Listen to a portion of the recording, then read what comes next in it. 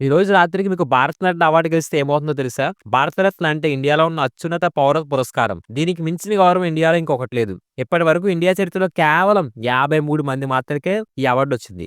అయితే దీనివల్ల మీకేం లాభాలొస్తాయి? లైఫ్ టైమ్ ఫ్రీ ట్రైన్ టికెటా? ఫ్రీ ఫ్లైట్ ట్రావెలా? లేదా జెట్ ప్లస్ సెక్యూరిటీయా? నిజం ఏంటంటే ఈ అవార్డ్ గెలిచిన తర్వాత డబ్బు జీరో. ఒక్క రూపాయి కూడా రాదు. కానీ డబ్బు కంటే విలువైనది ఒకటి మాత్రం దక్కుతుంది. మీకు నార్మల్ పాస్‌పోర్ట్ కాదు. డిప్లొమాటిక్ పాస్‌పోర్ట్ ఇస్తారు. అది చాలా పవర్‌ఫుల్. రెండో విషయం, మీరు ఒక రాష్ట్రం నుంచి ఇంకొక రాష్ట్రానికెళ్తే అక్కడ స్టేట్ గవర్నమెంట్ ఆ అకామిడేషన్ చూసుకుంటుంది. అంటే ఏ హోటల్‌లో ఉండాలి, ఏ క్యాబ్‌లో వెళ్ళాలి. అన్నీ ప్రభుత్వం హ్యాండిల్ చేస్తుంది. ఎందుకంటే ఆ రాష్ట్రానికి మీరు ప్రెస్టీజియస్ గెస్ట్ అవుతారు అఫీషియల్‌గా. ఇప్పుడు ప్లేన్ టికెట్లు కూడా ఫ్రీనా? లేదు.